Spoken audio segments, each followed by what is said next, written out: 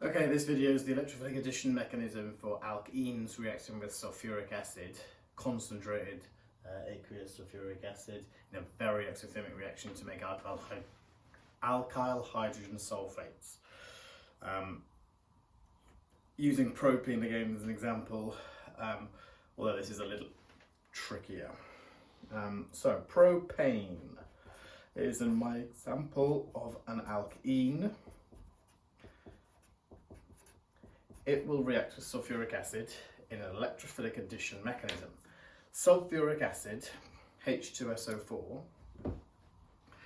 The sulfur, the most simple way of displaying the bonding in sulfuric acid at A level is that the sulfur in the center has two double bonded oxygens and two OH groups. So it has an expanded octet because it's got a total of 12 electrons there.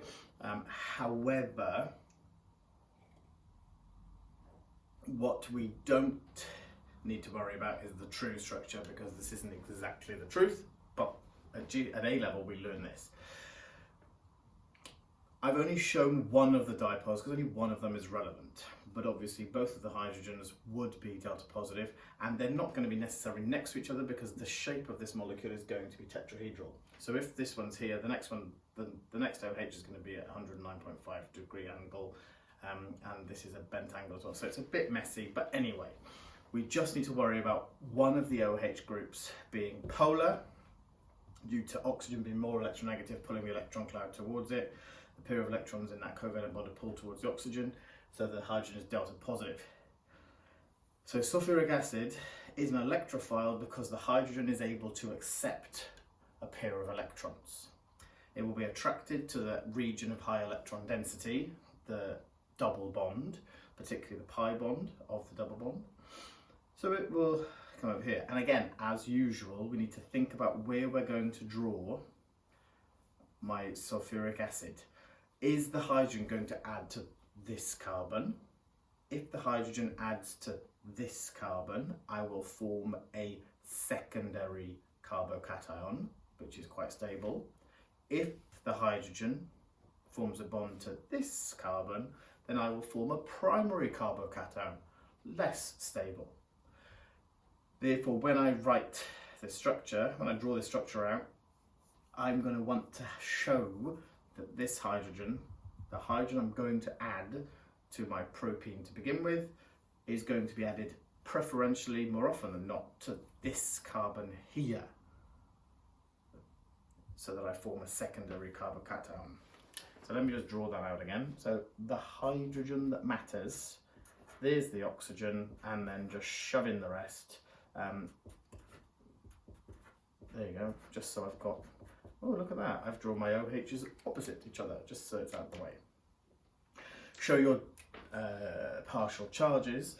Now I'm going to put my delta positive over here and my delta negative over there, just so that they're out of the way for the action that's about to happen. A pair of electrons from the pi bond will come out to form a bond between the carbon and that first hydrogen there. Boom. Hello. That will cause the hydrogen-oxygen bond to break, so the pair of electrons come from the bond onto the oxygen. Follow that through. My first carbon, I've drawn it quite high up my piece of paper, has now gained this hydrogen. So that will be the red hydrogen. I just forgot to change the colour of my pen. Never mind.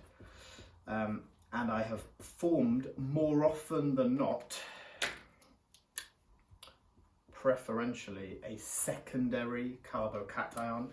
That carbocation is stabilised by the electron pushing positive inductive effect of the two alkyl groups next to it. That is more stable than a primary carbocation, so it forms preferentially. It's more likely to form.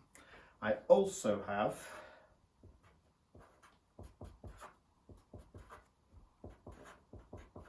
you can simplify this to SO3H, so OSO3H, like this, if you wish.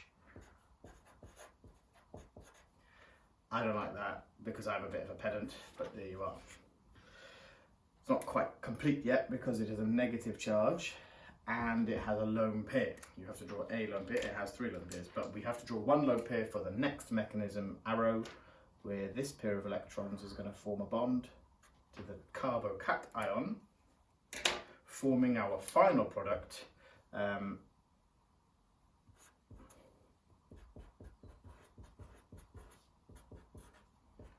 There's the added hydrogen, OSO3H, or if you want to draw it all out, draw it all out. I think sometimes drawing the whole thing out helps you learn its structure that little bit better. And this, you could call it 2-propyl hydrogen sulfate, or sec-propyl, because it's secondary propyl hydrogen sulfate. Ethyl hydrogen sulfate is when there's no position. If it was just propyl hydrogen sulfate, it would have to be on the end. So technically you should call it 2-propyl hydrogen sulfate, or sec for secondary propyl hydrogen sulfate. There are many ways of naming it. Okay, so writing the structure for all of this, propene reacted with sulfuric acid. For some reason Alexa has kicked off, so if you can hear her, ignore her, to give us this sec, or 2-propyl hydrogen sulfate. So that's CH3, CH, CH2, you might put your double bond in there if you want to, plus H2SO4 in an addition reaction to give us CH3, CHO, SO3H, to prove that to show that the carbon is bonded to the oxygen that's bonded to the sulfur. If you just put SO4H in there, it doesn't look quite right. CH3 as our major product. You would also produce some propyl hydrogen sulfate, where this SO3H is bonded to the carbon on the end, but that would be the minor product formed from the less stable intermediate that is a primary carbocation. This reaction is kind of cool. It's a good synthesis reaction, because if you take this propyl hydrogen sulfate and you add some water and you warm it up a little bit, this will hydrolyze and you will end up with an alcohol. I'll just grab a piece of paper. So any alkyl hydrogen sulfate, such as this little beast, there we go. For ease, I have shortened the formula. If you add some water, and you warm it, the water will hydrolyze. Hydro, water, lyse, to break. It will hydrolyze this alkyl hydrogen sulfate, and you will produce an alcohol where the hydrogen sulfate was bonded. So I would produce propan-2-ol, and if I've added a hydrogen, I will also produce H2SO4. So this is a good synthetic route for producing alcohols. If you've got loads of sulfuric acid knocking around. So here we go. If I just, so this is propan-2-ol.